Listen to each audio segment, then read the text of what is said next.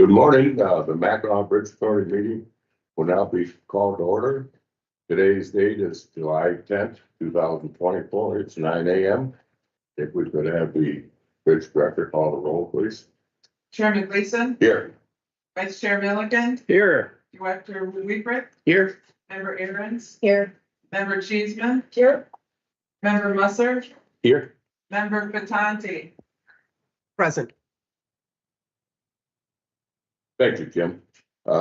Before we get started here, I'm going to especially welcome once again Dan Musser to the Mackinac Bridge Authority. Dan, your experience prior to this has been second to none, and we certainly look forward to your expertise going forward. And as a new member of the Finance Committee, we know what you can do for us. And thank you for accepting that position again. And I want to take a minute to thank our good friend that unfortunately wasn't able to attend this morning, Marty Fiante. Marty Fiante, I've known Marty for many, many years, had the opportunity and pleasure to work with him on several statewide committees. I believe the last one we worked together on was Growing Michigan Together Council. And Marty is his expertise that he's going to bring to the authority will be welcome. And we really look forward to working with you, Marty, and can't wait to our November meeting to where you can join us in person. So welcome aboard, Marty. Okay, under the approval of the agenda, if there's no objections, what I'd like to do is where we have listed, or excuse me, Steve Rizzo. I'd like to introduce you to Steve, Director of the Michigan State Parks here on the island. Steve. Thank you very much and welcome. I'm Steve Brisson, Director of the Mackinac Island State Park Commission. On behalf of Chairman Dan Lepp and the rest of the commission, I welcome you to Mackinac Island State Park. We are the oldest state park in Michigan, established in 1895, well ahead of the others. It had been a national park for 20 years before that, but in 1895, the Army closed Fort Mackinac.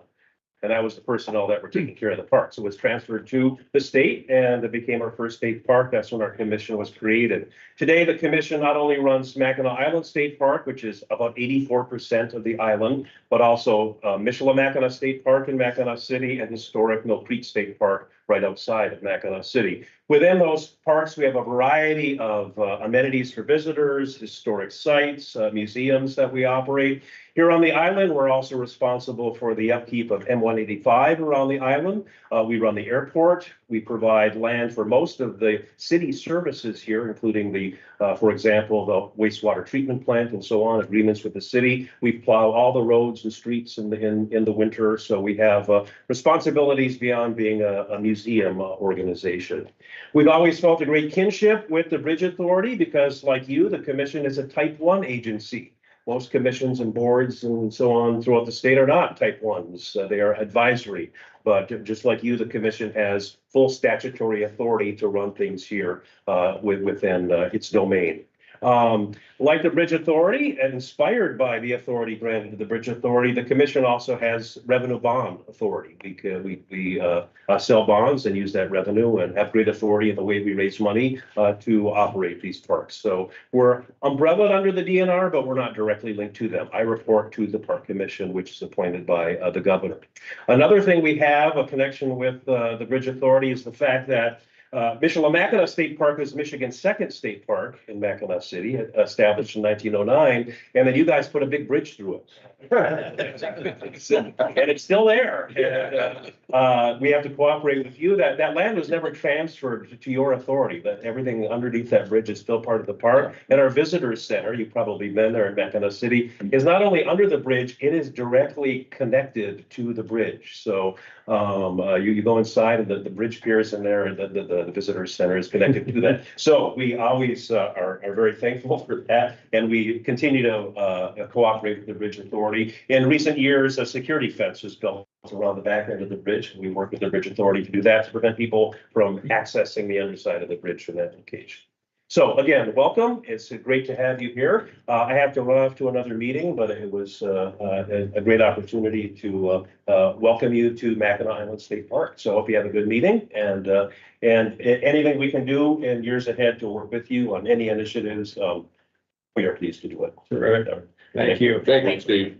Thank you for being a great host. Thank you. Okay, the approval of the agenda, I'm going to request that we have some changes here. The down where it's item 3C, the closed session. No objections. I would like to move that to, let's call it 2A, closed session, right, under public comment. And if everybody's comfortable with that, a motion would be in order to do so. So moved. Been moved, supported, that the agenda be approved with the moving of the closed session to 2A under public comment. Barb, did you have some edits that you wanted to submit at this point? Are we deferring the approval of the minutes until after the open or after the closed session, did you say? Yes, Yeah. for the sake of time. Yep. So we'll do the closed sessions Yes. first. I misunderstood. I do have some minutes. So we do. Any further discussion on the approval of the agenda with the corrections? Hearing none, all in favor signify by saying aye. Aye. Opposed? Thank you, Marty. Opposed? Hearing none. Motion approved. Okay, any members of the public, anyone from the public wishing to address the Mackinac Bridge Authority? Anyone from the public wishing to address the Mackinac Bridge Authority? Hearing no comments, we'll move right on to the closed session. Or even closed session. No, you can do it now, I'm sorry. Go ahead. I move that the board meeting closed session under section 8(1)(h) of the Open Meetings Act to discuss security and safety. Sport? Any discussion on the motion? Hearing none, all in favor of the motion signify by saying aye. Aye. Okay, carried. We'll just give a couple minutes to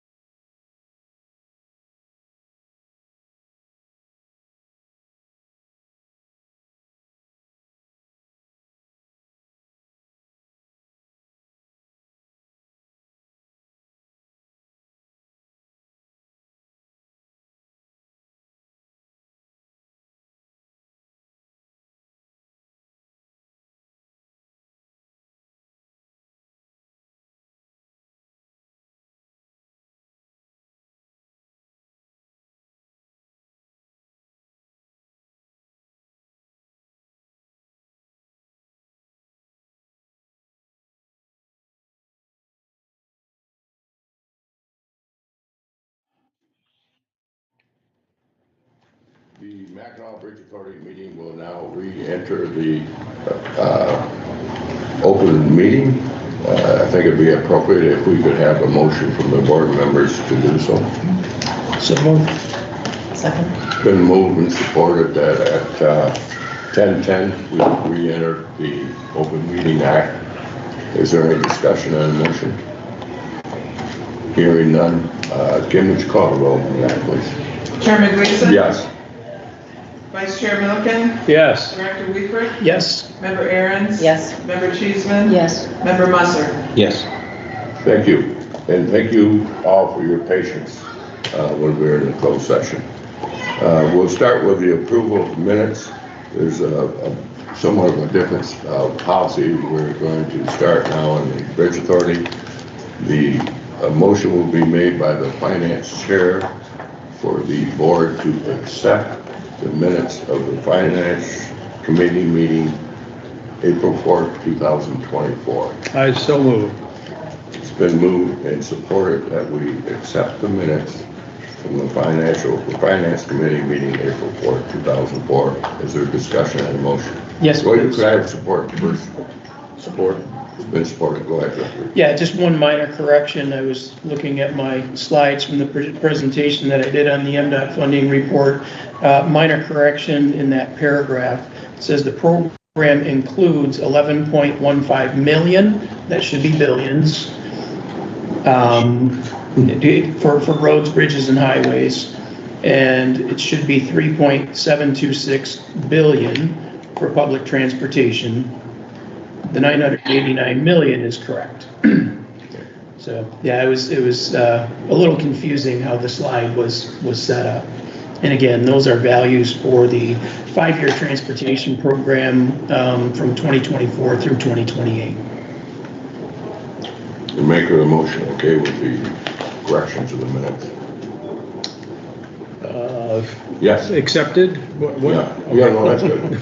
You approve of I do. the Thank correction. you. Is there any further discussion on the motion?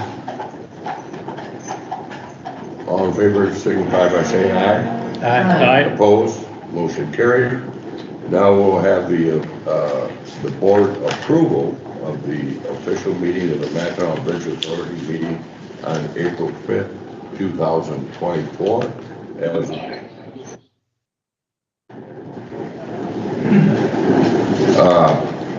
And also we'll have a motion to accept the closed session of April 5th, 2024. What's the board's pleasure?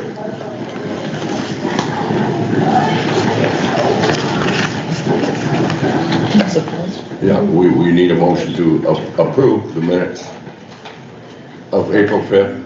Is that an approval? It's been moved and supported that the minutes be approved of April 5th, 2024 for the official meeting and the closed session meeting. With one correction, Yes. on page 2, under the 2024-2025 paving project update, the very last sentence says, and will be completed on May 23rd, 2023. It's May 23rd, 2024.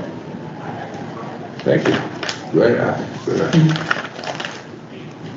Yeah, are there any other corrections or deletions?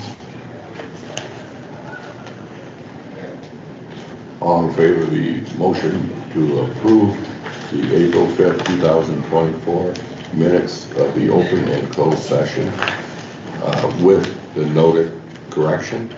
All in favor signify by saying aye. Aye. Opposed? Motion carried. And Kim, was you going to item 4?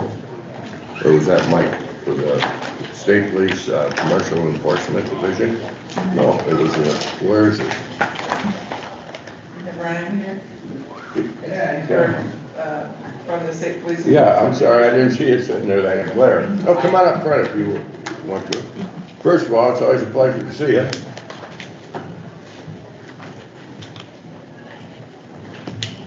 Thank you. So I'll be short and brief this year. Since last year when I presented data with everybody, Not too much has changed.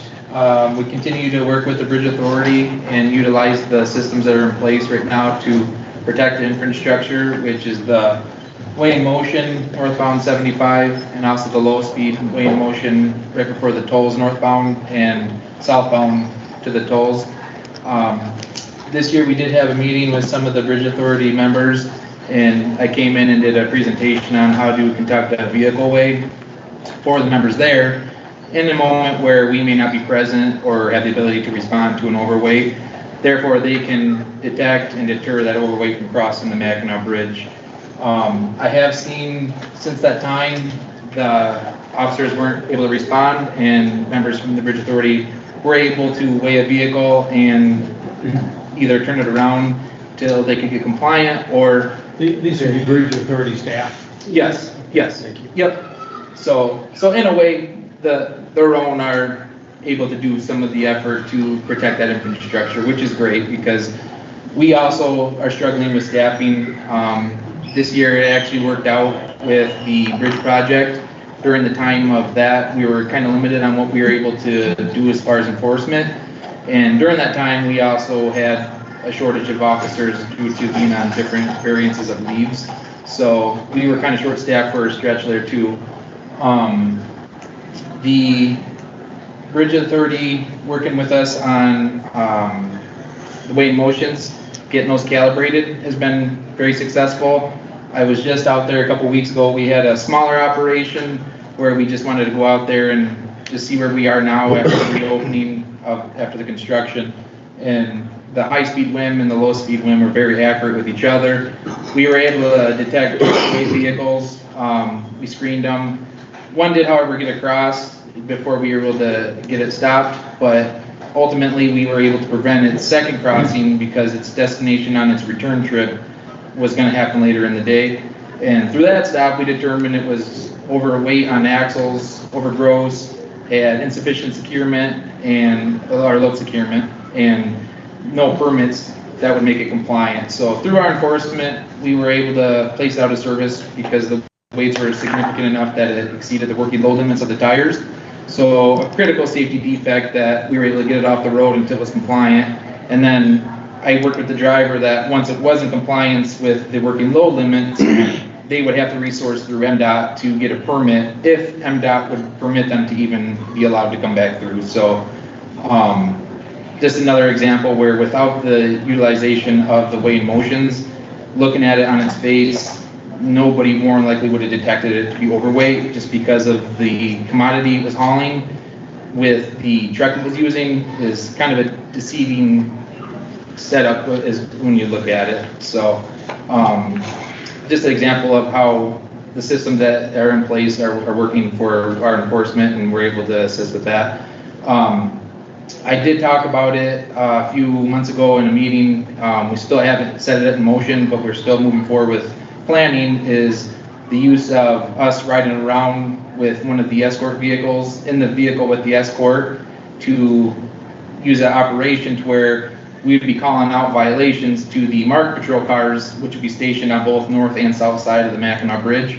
The main deterrent with that operation is going to be more so for the passing, follow too close, cell phone use, and also seat belts. The one area we're struggling to curb, and this has been consistent with all the years that I've been coming and I'm still trying to work out, is the passing on the bridge continues to be a problem with the commercial motor vehicles. Our local drivers have learned really quickly that they're not allowed to do it. The signage out there is good. The problem we run into is a lot of interstate traffic coming through. They're either disregarding the signs or their driving behavior is aggressive to the point where they just don't care. So we're still working on trying to curb that. It's strict enforcement that we're using on those instances because there are a multitude of signs, both northbound and southbound. And I know it's just a common problem with them getting over it as the infrastructure issues with two semis side by side, and as well as the speed and the aggressive driving behavior. So that's one area that we continue to focus our operations on. The size and weight side of things, I feel like has been going downhill, but it does go in cycles and waves. depending on what the commodities are, I'll use logging for an example because northern Michigan see a high multitude of logging vehicles. In the fall and early spring, just because of the weather, the load can be more water-based inside that material versus right now they would be lighter because of the drier part of the season. So those times in the spring, we tried to address them on more of the Class B roads, which are the county roads where they're going to be originating from, to prevent them from even getting onto the main road, which would result in them even coming to the Mackinac Bridge. And we have contracts with the road commissions to deter that. So it's another effort that we have secondary that doesn't seem like it would affect the bridge much, but in a way, they're never even able to make it to the bridge because of our enforcement on that outskirt blanket. And that's where we're hoping we can get more bodies. Right now, we're kind of shorthanded in our district, but most of those areas are in the west end of the UP. So that hasn't affected us on the east side where we're able to still pull people and put people in spots where if there's a shortage, I can have somebody, we can move our operations and such. The overall year though, I would say we're doing good work. It's a good relationship and we appreciate every effort that the Mackinac Bridge has given us to work with them. We do try to get in there as much as we can to address any issues. There are calls that I do get where we're just not able to respond or we don't have anybody available. And we're trying to work around those by having overtime grants and such with our members to where we can get them to come in. Majority of our time that we have right now that's on our grants are, we have a level 1 grant, we have a Drive to Zero fatality grant that we're utilizing. So part of those hours we are using at the Mackinac Bridge just to put a focus on that infrastructure because the critical crash that happens there on a weekend or a holiday, it just affects so much in a bigger picture that we're trying to utilize resources there as much as we can on a daily basis. Other than that, I don't have too much more to add. You have a question? These overweight stops that you're doing, are these first-time offenders or repeat offenders? Repeat offenders. The majority of them that we run into, and yeah. So the one the other day, it was kind of ironic because I was able to go in and speak with the supervisor of that shift, and because they had their axles up as well, so they didn't pay their tolls when they came through on top of the overweight that incurred because of their axles being up.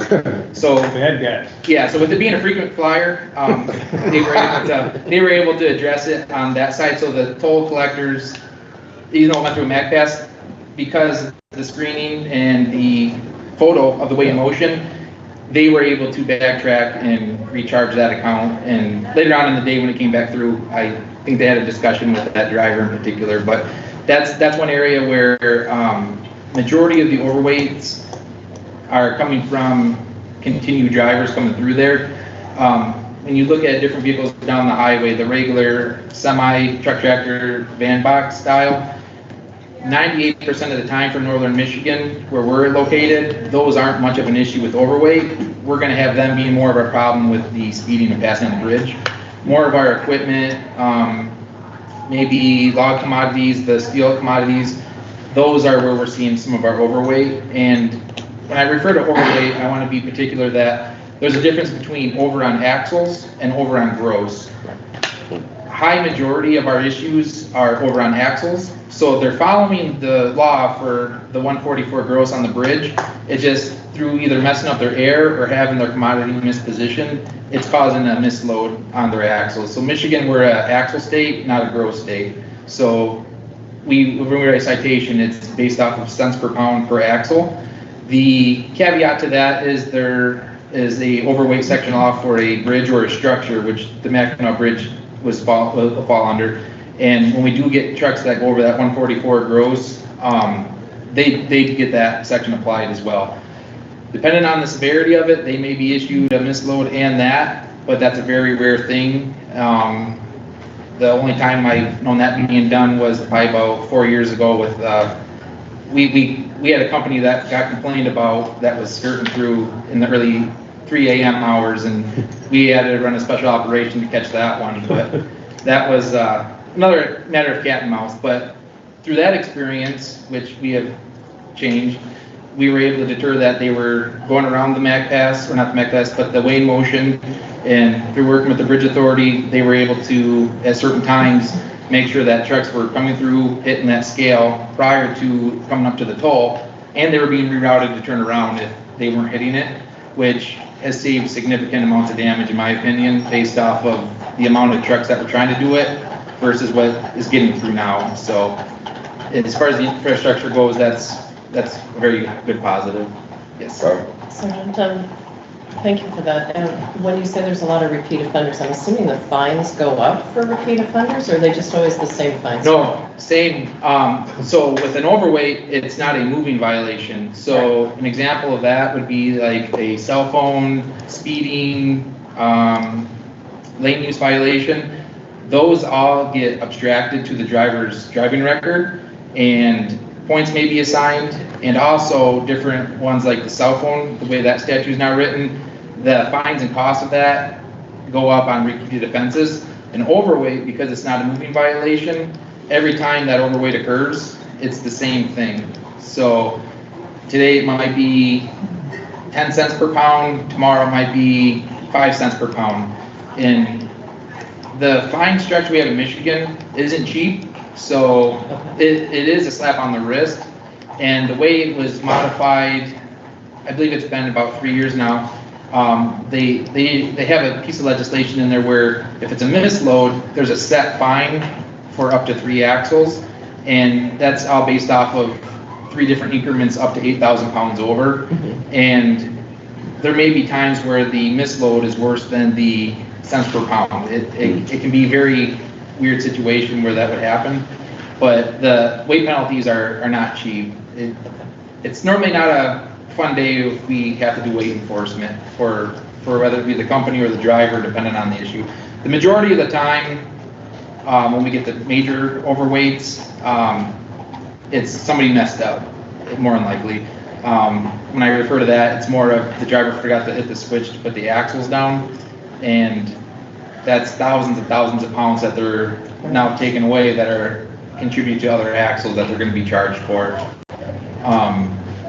But yeah, as far as the overgross goes on the bridge, I would say our compliance level there is pretty good. I'm not saying that it's perfect, because we do catch them, but with the tools and the resources and the efforts we've had with the Bridge Authority workers, the ship supervisors, they have done a lot of work on the side that I don't even know about, but I know it's being done just for the fact that I have seen a difference in time with those overweight vehicles. So our biggest frustration right now is curbing that aggressive driver behavior, which nationwide that is a cause for concern. And I had a report today I read for Michigan traffic fatalities, and we're down from last year, but last month Michigan saw a spike. So again, trying to deter that from happening in our region where we do have a span of control is a high level importance to us. Thank you. Thank you. Are there, Kim? Could you talk about the training, how you use the bridge as a training area for your new troops? Yes. So typically when we have new officers come into our region, whether they be out of the St. Ignace Post or a region within the 8th District, which is the entire UP, and also any officers that may come into the 7th District, which is the lower portion of Michigan. The fun with the bridge, because of everything coming together and no way to get around, is a great opportunity for us to train new officers. They're able to see different things that are pretty much the meat and potatoes of what we do. The size and weight is a huge part of our ability, because as far as most agencies in Michigan State Police and the state of Michigan in general, we're the only ones that have scales and the resources to do these inspections on these commercial vehicles. So a lot of times when we're training new officers, they're being exposed to the aggressive driver behavior. The nice thing that's with the bridge is because of the speed limit being 20 for the loaded trucks and 45, which typically if they're going 45 in the big truck, they're more likely going to catch up to a 20-mile-an-hour vehicle anyway. So we're able to have more eyes-on driver contact in our passings with them to observe handheld devices, seatbelt violations. We've had numerous situations that we've come across. We had a driver stop when I was training our most recent officer. We had a driver up there, he had his iPad right there in the dash, watching TV as he's driving across the Mackinac Bridge. Reason we addressed it is we thought he was texting driving, and he's not even on the phone, he's got that up there. So, yeah. Put him over for the wrong reason. Yeah, but in our actuality, it worked out for the best on us, to get that stopped and deterring that. But the reason it's such a nice location is because we have the Mackinac City rest area and the northbound St. Ignace rest area right there. So where downstate they have scale locations where it's easy to train with people, everything comes to them there. Up here, we're more regionalized, and with geographics, we're not able to have that. So the Mackinac Bridge, in a way, is our scale location when it comes to our enforcement, because anything coming through there has to come through. And with those sites that we're able to pull it off the road, get into a rest area to do our inspections and such. Depending on the level inspection that we do, a level 1 is the most detailed inspection, and that's checking everything for lighting, going underneath, checking suspension, brakes, measuring if they're required. And with all that, it may take anywhere from 45 minutes up to an hour and a half on a traffic stop. So that time with being in those rest areas is vital, because we're not having to escort it 40 miles down the road to get to a location, prolonging the traffic stop. The ability to train the new officers there also is just, it's a good resource, because our relationship with the Bridge Authority and the workers there has always been very strong. A lot of the times, because they're monitoring the cameras and such on the bridge, we're getting tipped off when there's violations happening without us even knowing it's going on yet. So in a way, it's almost like having a second set of eyes, and makes our job not only more fun to be able to be proactive, but also more efficient to be doing what we need to be out there doing. Well, you've always provided such a great service to that bridge, and we are always grateful for the Michigan State Police. You're welcome. Thank you for everything you guys have done for us, because without it, it's a hand-in-hand relationship with. And it's a what true we can offer. partnership. Yes. Well, we're happy that we renewed our memorandum of understanding with you. We're going to be neighbors for another 5 or 10 years. Oh, I don't have any part of that stuff. We do, and we're happy. We wish you did, appreciate it it. might have went a little smoother. I appreciate it. Any other questions of the sergeant? Thank you for your time. Thank you. and your Thank you. service, Thank you for having me. Sergeant. Thanks, Ryan. Yep, have a good day. Very nice report. Okay, Cole. Morning, sir. Good morning.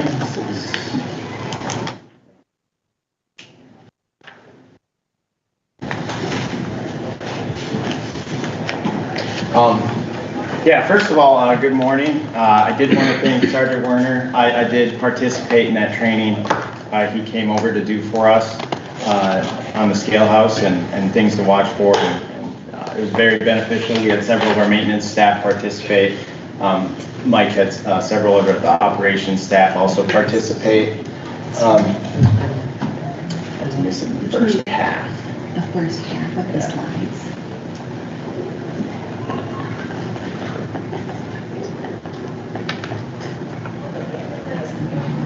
So it's not keeping me there. It's not the first slide. Is this the first slide? No. That was missing the first 5 slides. I mean, I can just talk about it. Yeah. So, yeah, if you want to just go to that one. So, yeah, so I'm, obviously we completed the stage 1 of our rehab and rehabilitation project on the bridge this year. Just as a reminder, the scope was to do deck rehabilitation, removing the old surface, which was starting to have locations where we were having to go in and patch more and more on the maintenance side. And every time we patch, we were creating holes in that asphalt layer, which is really designed to protect the bridge. So with this project, the goal was to remove the old surface, go in, repair any concrete that had to be repaired, repair the joints in those locations, and then to resurface it. just as a reminder, we had Parsons group served as the design team on the project. We had Rowe Professional Services, which we have several members in attendance here today. We're selected to do the construction engineering and inspection for the project. Zenith Tech was selected as the prime contractor, and then their various subcontractors, namely Payne and Dolan, who was selected to do the asphalt work, so the milling and the repaving portion of the bridge. So the project got started on March 25th. It was scheduled to start March 25th. It was a couple days later that we truly got it going, and that was just because as part of the project to maintain traffic, we did have to switch traffic over to the southbound lanes of the bridge to leave the northbound lanes completely open for construction.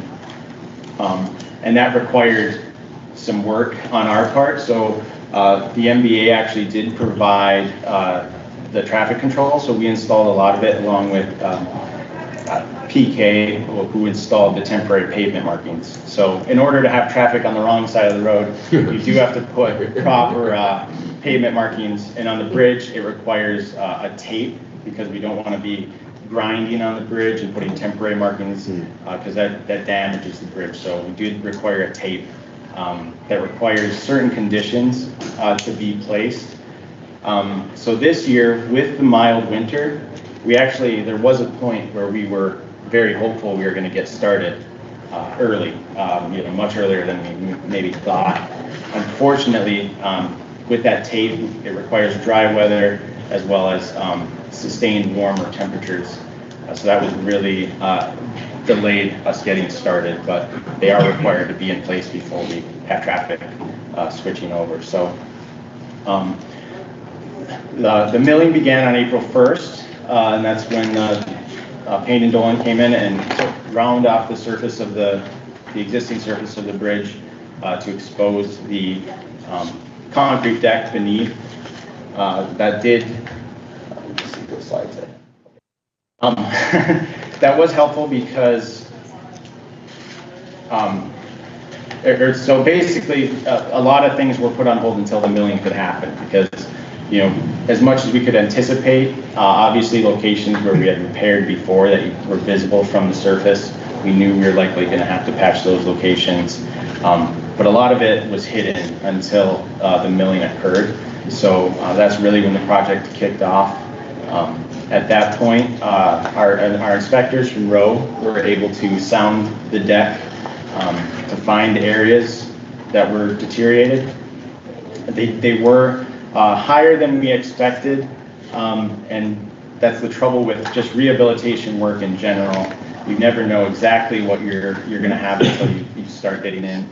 In this case, because we have an asphalt overlay, we can inspect the bottom of the deck, obviously where the repairs are, but you can't see what's underneath. So the quantities for deck patching were higher than anticipated, particularly at the joints.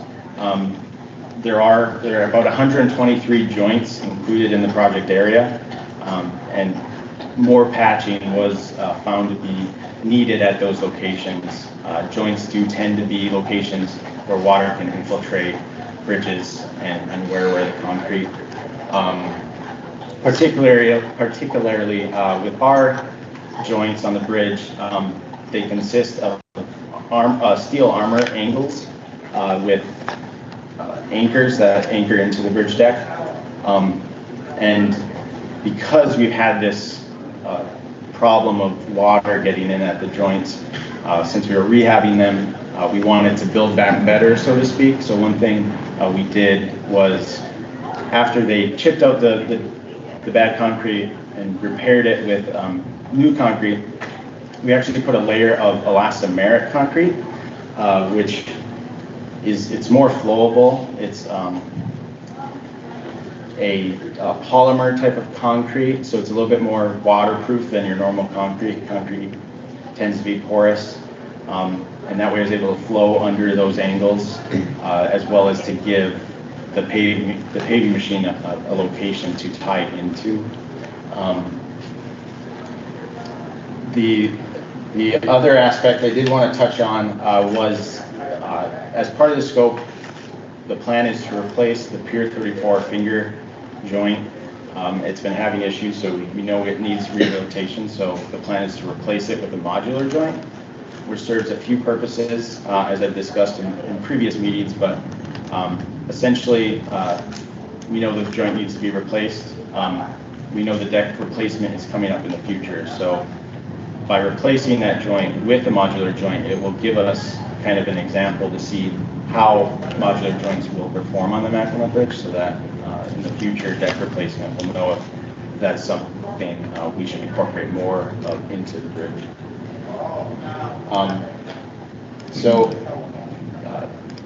Paving began on June 3rd. We had some weather after it started because we had anticipated about 4 days of paving.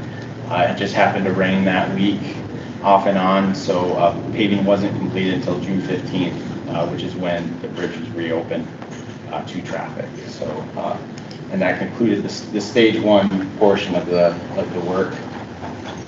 A couple unique things of this project, or of interest to this project, is obviously part of it was repaving the bridge. So we worked with our consultant on the design, and similar to the design that was placed in 2008, 2009.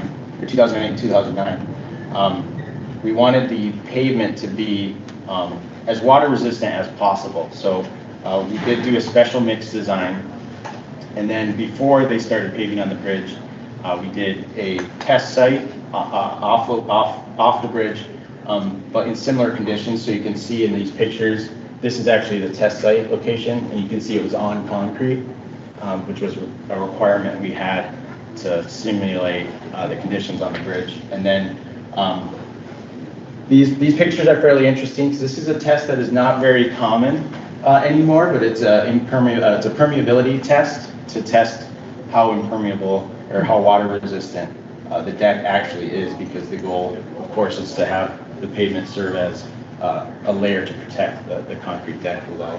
And thankfully, it performed very well in the test.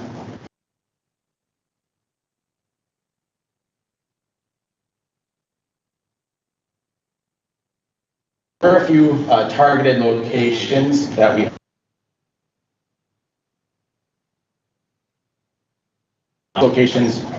are areas we definitely want to keep water out. Namely, is at the anchor piers, which the deck there consists of precast concrete beams. So it's very important to keep water out of the anchorages, as well as to protect the cables underneath. We don't want water dripping through and getting on the cables. So it was a process. We did something a little different this year compared to in 2008, 2009.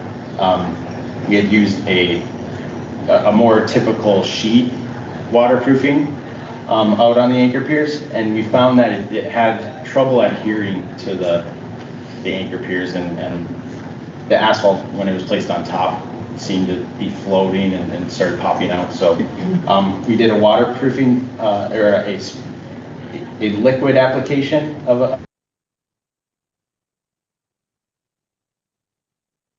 first layer, where they put down a primer. This white layer is what makes the main portion of the membrane cell. So it's put on in liquid form and then solidifies to create that.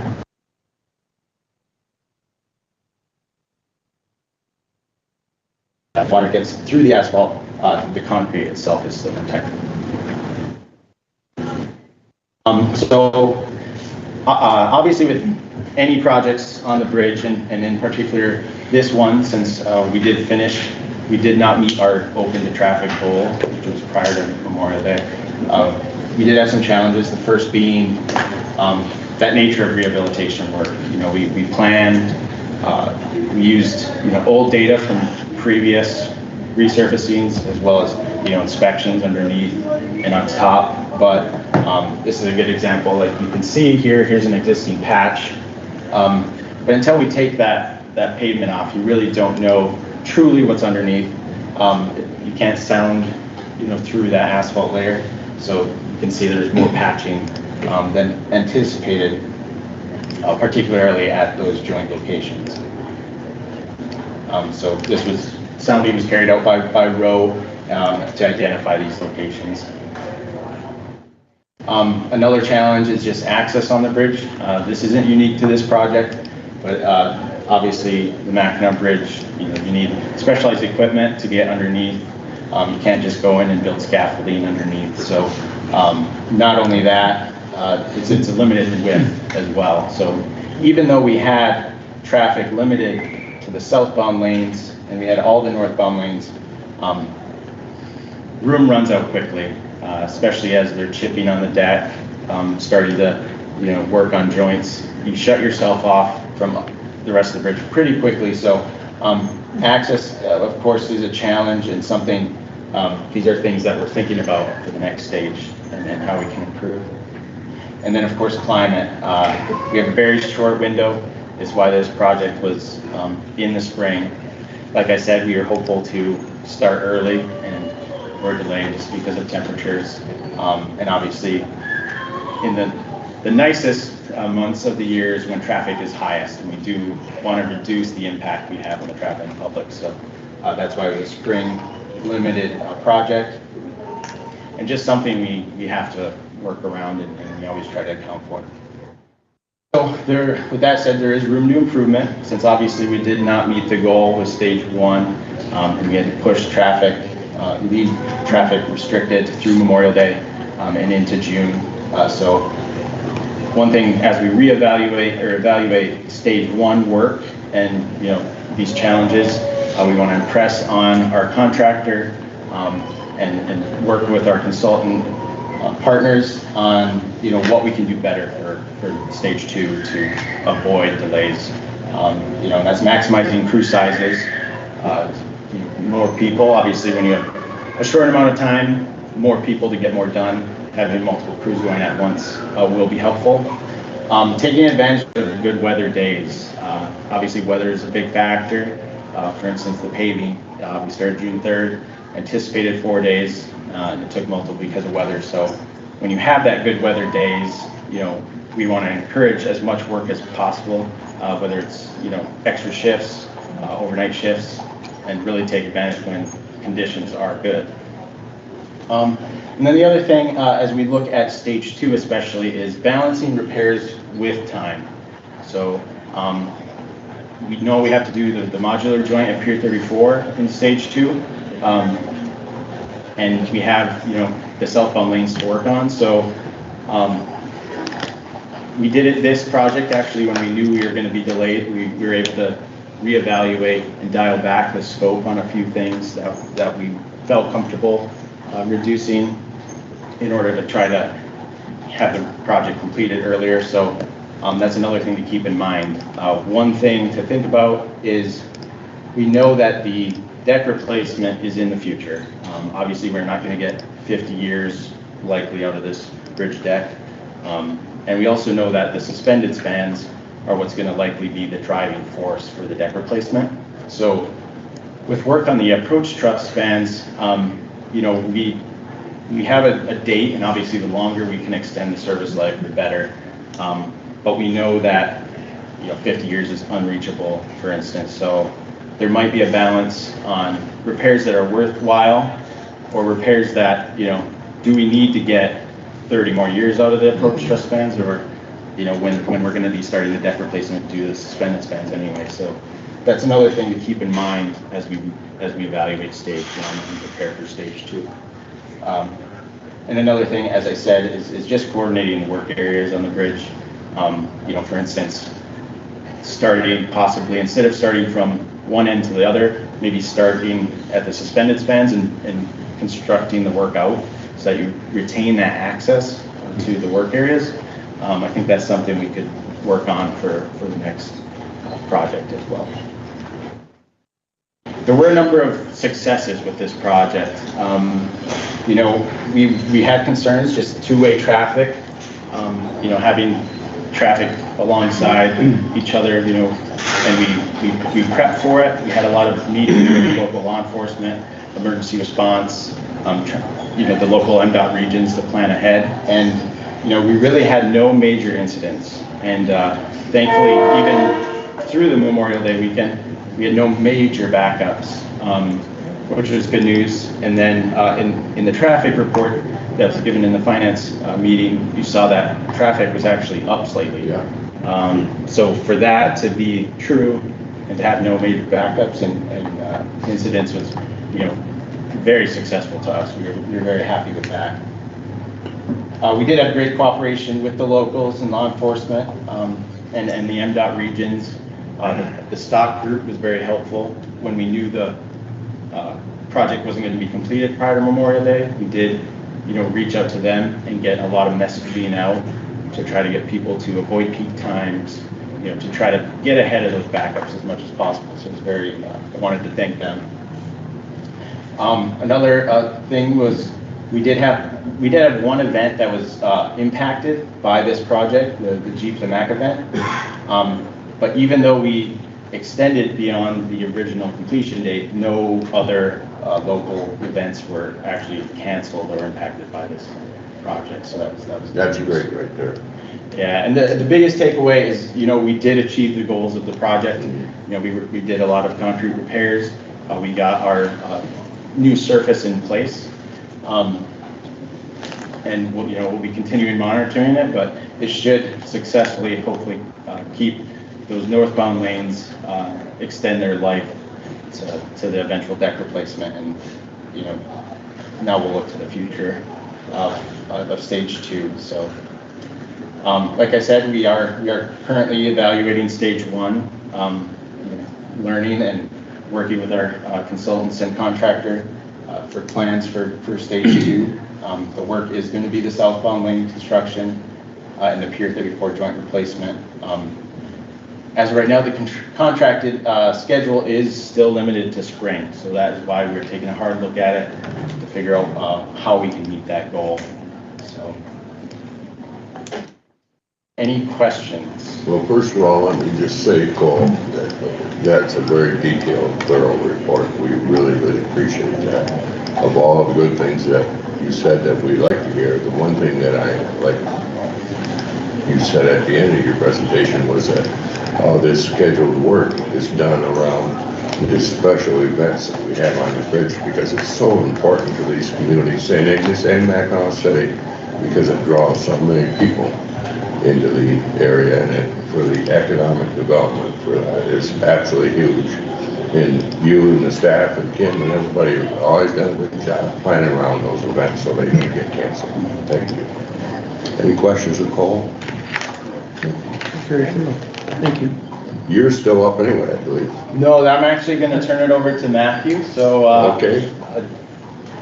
Matthew's been with us for over a year now, so I figured it's his turn to start. Yeah. So he knows everything. So yeah. So Thanks, Matt. Thanks, Cole. Yeah, so yes, thank you for having me. Like Cole said, I've been here for about a year now. I'm an assistant engineer, and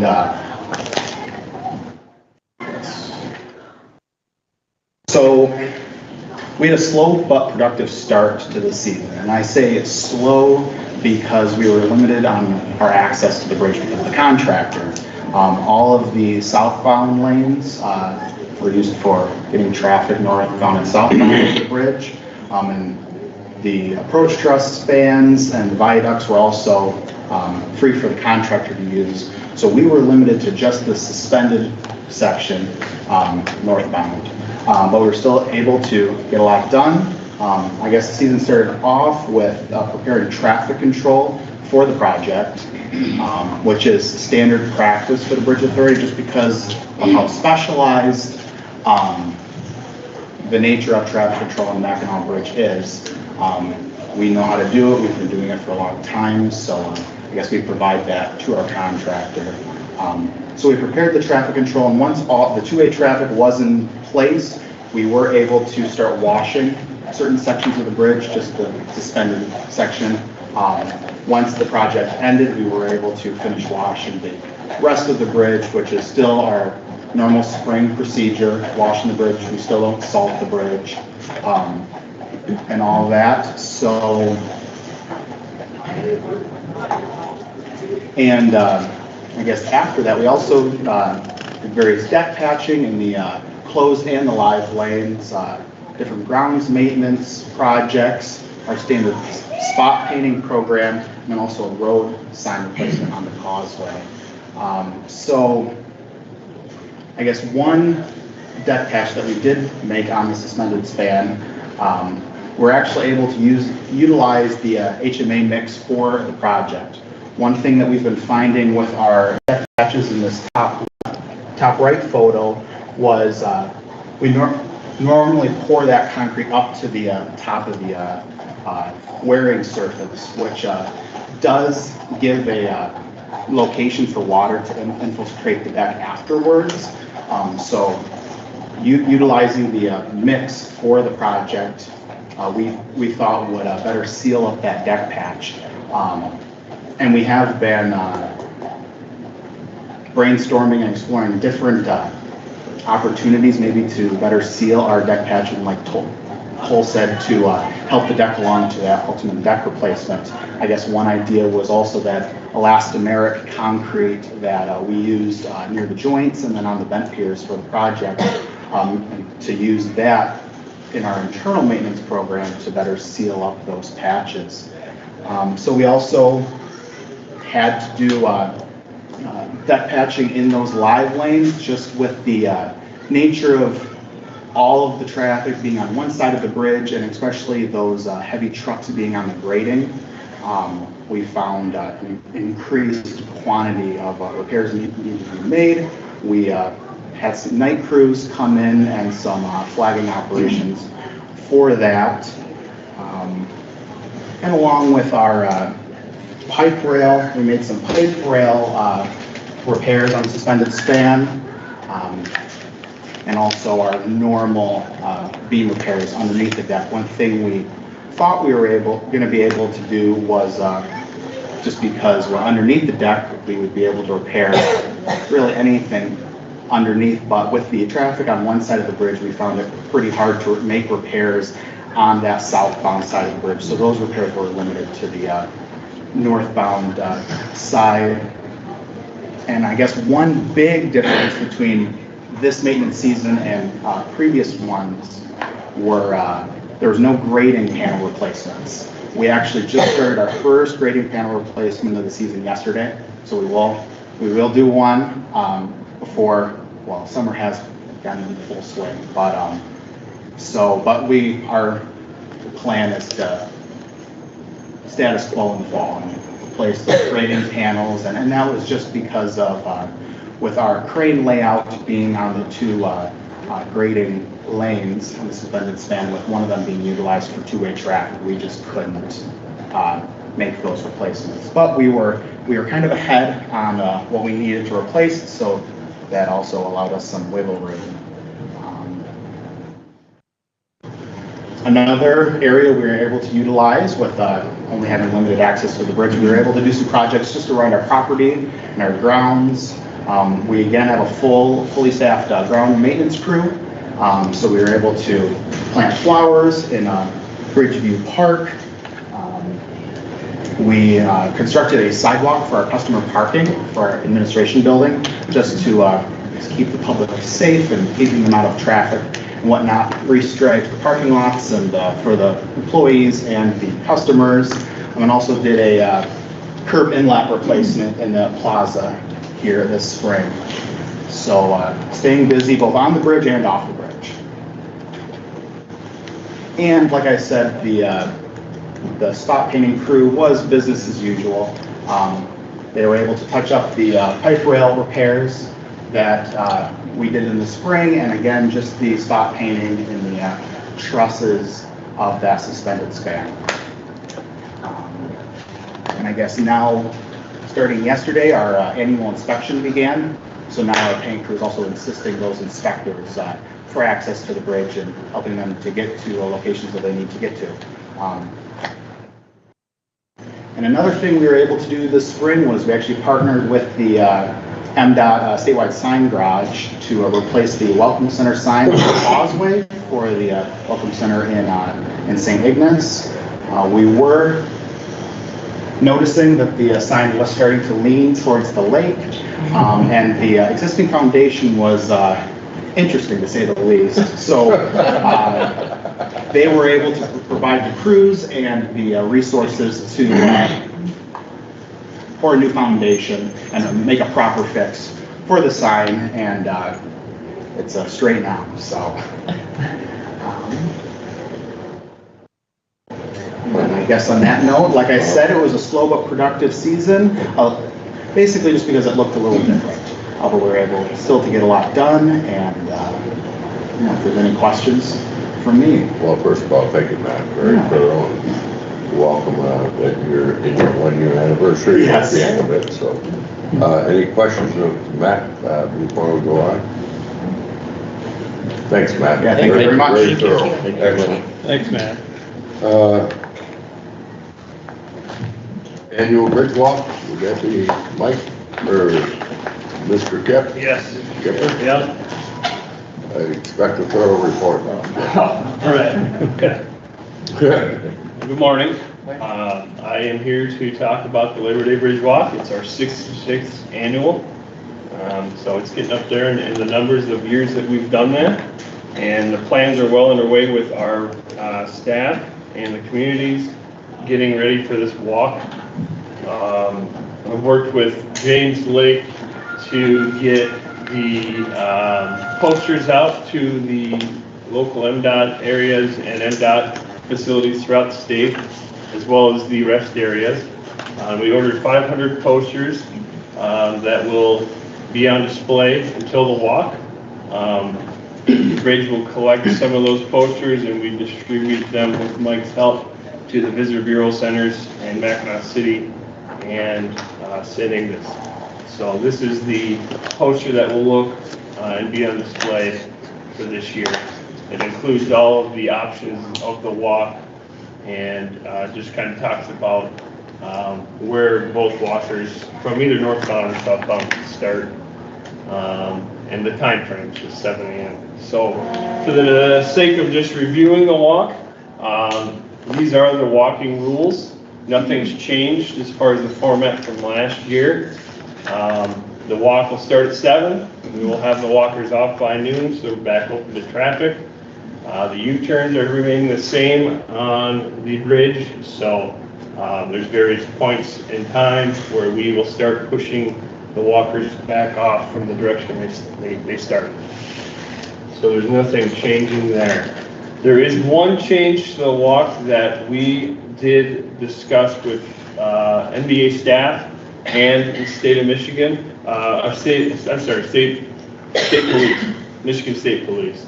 And that is moving the walk from the north side, the starting point, from the north side on the NBA campus to Bridgeview Park. So there's 3 benefits that we feel this move creates, and these slides are all in the packet as well. Moving the start of the walk from where it used to be in Bridgeview Park, where it used to be right on NBA campus to Bridgeview Park, provides 3 benefits. And the first benefit is the safety of pedestrians crossing 75. In years past, people would publicly park here, and then they would cross 75 in the early morning hours. We found we had some interesting situations where the public were sometimes walking in front of traffic that was trying to get over the bridge before it closed. So that significantly reduces the amount of people that have to cross 75. It just leaves the people at the Welcome Center to cross over instead of this entire section crossing over to get onto the NBA campus. With that reduction too, the NBA campus limits the public access that we have, the amount of public actually around our buildings and facilities. So that helps keep that area clear. And then it also, the third benefit, it properly uses Bridgeview Park more effectively. We have a lot of room over there, and at times we feel like it is certainly underutilized. It gets the walkers over there, gets them to the facility that's available to them. And so everything will be moved over. Where's the Bridgeview Park building? Point that out to us. So it's right here. Okay. It is right here. So all this is what you see is Bridgeview Park, and then we're gonna stage everything here. The Michigan State Police Post is right here. Right. Okay, so nothing's changing with the walk format, nothing is changing with how we have the public park. We are simply shifting where we would typically have the stage and the walkers on this area here, and we're shifting it over to Bridgeview Park to properly utilize it. Will Bridgeview Park restrooms be open at that hour of the day? Yes, yes, and then we also will have porta johns here and here. Typically, we would have them on this, we would have porta johns lined up right next to the maintenance building, and then you may have some here for the runner's corral. We're shifting everything over to this area, and we walked into this just recently last month, and there is a lot of space that we can utilize properly. So the way the walkers will come in is first walking down C Maintenance Road and down the southbound lanes. They will come across the they'll come across the southbound lanes and walk into the northbound lanes and then start the walk. So there's really not much of a change with the walkers, except it's just crossing 2 lanes to get to the start of the walk, and the direction heads the same way. So that is the major change. We feel like it's going to benefit the walk a lot, and we feel like it's going to help keep our pedestrians safer during those morning hours where it's dark. So the last slide I have for us is just the preview of the certificates, the northbound, southbound certificate. And as years past, we'd always work with North Country Trail to display their logo on the back, as we are part of that North Country Trail. So, is there any questions? Caroline? Yeah. Yeah, I believe you said nothing's gonna change about the walk direction, and I Correct. know that in the past you've been able to walk all the way over and all the way back, but there still seems to be a segment of the public who thinks you can't walk all the way across the bridge, and I just wanted to clarify. Yep. You can walk all the way across the bridge. So. You can walk all the way across the bridge. It's just dependent on the time you start and how fast you can walk. Yeah. So, but we encourage anyone that wants to walk to give it a try. That's a great event. The MBA staff works hard to put on a great event. We work with the local law enforcement, and we work with the state of Michigan Police to keep everybody safe. And it's just a great event that we're proud to be a part of. So, is there any other questions? I'll leave it there, just so that anyone can see it, if anyone's watching it. Questions or statements? Are there any questions about Kipper's report? Makes sense. Because I do want to take just a second here. As you know, Kip is our HR director too, and one of his biggest responsibilities here on the Mackinac Bridge Authority is to make sure there's good labor management relationships, correct? Yes, sir. So, Kip is also responsible for putting on the NBA golf outing, just down the road at the St. Ignace Golf Club. And what's really unusual about that golf outing is it consists of anywhere from 15 to maybe 24 employees, maybe a little bit more from time to time, and it's been going on for about 15 years. Now, what happened this year that he's so modest about, that I want to point out, not only did he put on a successful outing for the members, but he had a hole-in-one. Now, this is where it gets interesting. The chances of getting a hole-in-one are very, very slim. During our little outing there, it's been going on for about 15 years or so. This is the second hole-in-one that we've had at an event, and that's really amazing. Now, the key to this thing is our former chief engineer, Julie Knapp, was with both groups when that hole-in-one took place. She is the secret. And she, being the engineer she is, she has figured out at number 7 at St. Agnes Golf Club the velocity needed for the club head speed, the trajectory of the ball, and what to do to have that hole happen. But that I wanted to thank, because Kip does a lot of good work here for the benefit of all the employees here in the Mackinac Bridge. But that little event there, I just wanted to recognize all the work you put into it because it means a lot just to do things socially with one another and build up good camaraderie among the employees. But thank you for your good work. You're welcome. Yeah, no, thank you. It is a great event. Everyone that's in this room is welcome to it. We try to put it on every year. Invite board members, former board members, family, friends.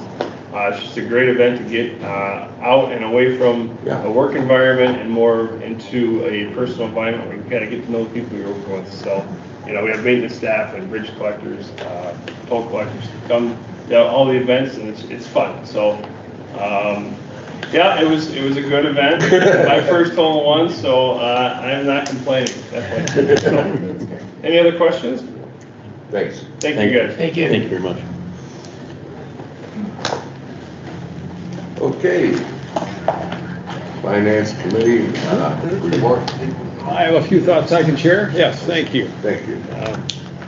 Finance Committee meeting met yesterday afternoon. We had the investment update and economic report from Treasury with Lan Chen and her colleagues.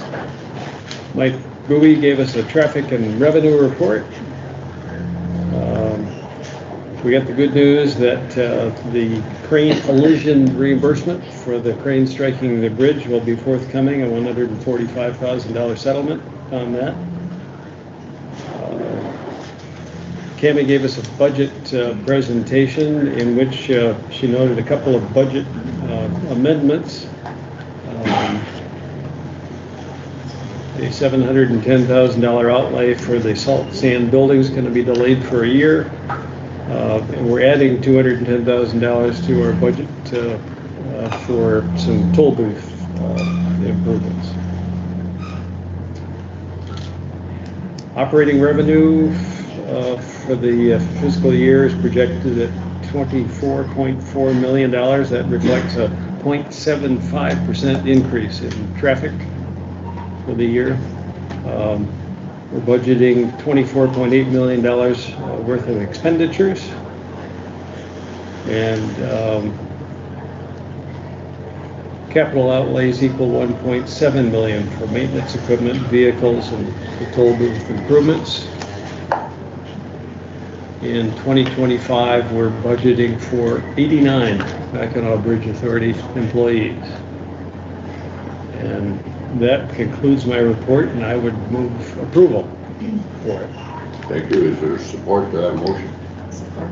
It's been moved and duly supported that the Finance Committee meeting be approved. Any discussion on the motion? Kim, being it involves expenditures, would you call it, please? Member Gleason? Yes. Vice Chair Milliken? Yes. Director Dupre? Yes. Member Aaron? Yes. Member Cheeseman? Yes. Member Musser? Yes. Thank you very much. Okay, number 10, committee assignments. You have in your packet the new committee assignments that I took the time to work with our good Vice Chair, Bill Milliken, and we come up with these assignments. And also, I just want to thank everybody. I guess that's where the real work goes on behind the scenes. You spend a lot of time on your appropriate committees, and we both like to thank you for that. So, if there's no objections, they will stand as presented. Fall meeting scheduled. Mr. Chairman, could we go back to 9B? We have tolls and fees item on the agenda. No, that has been removed. Oh, all right. I'm surprised it was on the agenda. Okay, it doesn't make any difference. This is an earlier draft. Okay, yeah. I apologize. Yeah, no problem. Fall meeting, our next meeting will be held in Sault Ste. Marie, November 7th and 8th. We look forward to getting up there and hopefully taking a peek at the Sioux Locks. And should be a fun event. Is there any other business by the authority wishing to put before the MBA? Any other business? Hearing none. Anyone from the public wishing to address the Mackinac Bridge Authority? Anyone from the public? Thank you. Thank you for all attending and your patience as well. With that being said, a motion would be in order to adjourn. So moved. It's been moved and supported that we adjourn the meeting at 11:15. All in favor of the motion signify by saying aye. Aye. Aye. Opposed? Motion carried. Thank you very much. Have a great day. Thank you.